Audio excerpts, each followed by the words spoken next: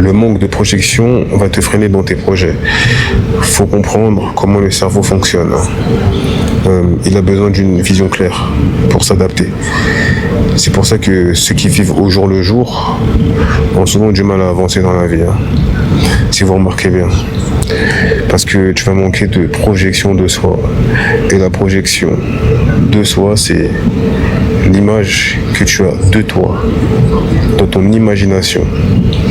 Un simple exemple. Ferme les yeux et essaie de te voir comme dans un miroir. Que ce soit clair et que ce soit net. Si tu as déjà du mal à te voir simplement à la troisième personne, tu vas comprendre le concept. Parce que si ton image de toi est très floue, c'est que tu ne pratiques pas cette perception de soi. Il y a beaucoup d'exercices qui permettent de reprendre conscience de soi. Tu vois, de reprendre cette perception. Maintenant, tu couples ça à l'image avec des projections futures de ton imaginaire, du futur que toi tu as. C'est aussi de la projection de soi futuriste. Le passé, le présent, le futur n'existe que parce que l'on a vécu des expériences. Donc se projeter devient plus facile quand tu pratiques ce genre de truc. Si tu perds la mémoire, tu perds ton passé. Parce que tout est stocké dans cette partie imaginaire de ta mémoire. C'est aussi pour ça que on peut créer de faux souvenirs, pour ceux qui connaissent les techniques. Rien n'est réel. Tout est trafiqué. Est-ce que tu te rappelles de ta naissance? Non, parce que bizarrement, il y a un trou noir. Je pense que personne ne se rappelle de sa naissance ici. Parce qu'en fait, on n'a pas encore accès à ce monde imaginaire. Quand tu es enfant, le monde imaginaire n'est pas encore créé. Tu vois.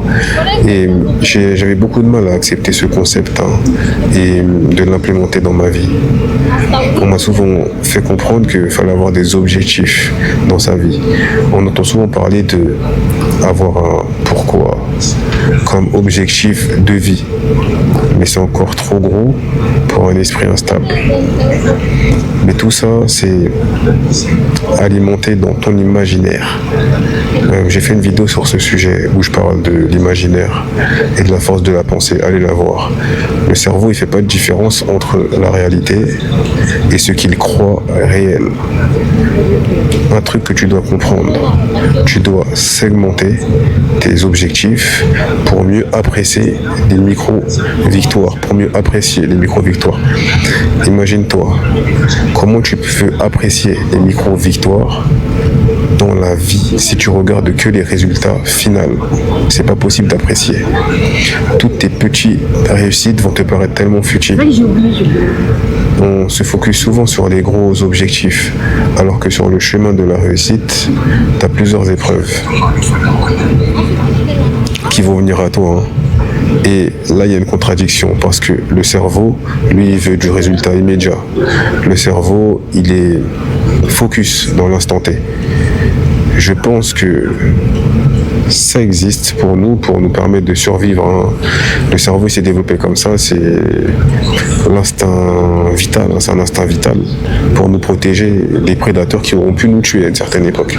Tu vois, tu dois avoir une vision large, comme on dit, une vision long-termiste, j'aime bien dire ça, pour mieux avancer dans la durée.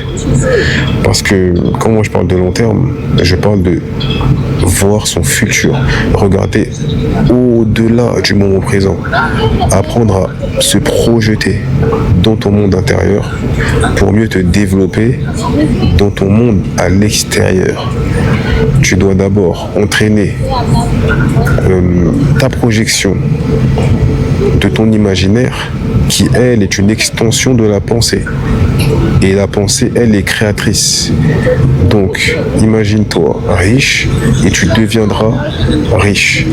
Après, c'est plus facile à dire qu'à faire, tu vois. Mais c'est un peu le concept de base, on va dire. Parce que c'est bien beau de le dire, mais après, il y a beaucoup de micro-blocages qui viennent en général de ton émotionnel. Juste comprendre que tu dois améliorer la projection de soi pour te voir dans ton futur, le futur que tu désires. désir. Et le désir, c'est une émotion forte.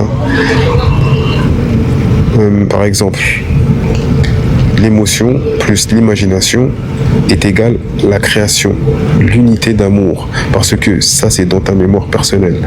L'inconscient gère tout ça. Vrai souvenir, faux souvenir, ça n'existe pas dans ton champ de pensée. Ça, c'est quelque chose que tu dois comprendre. C'était le micro-talk. Ciao les gars.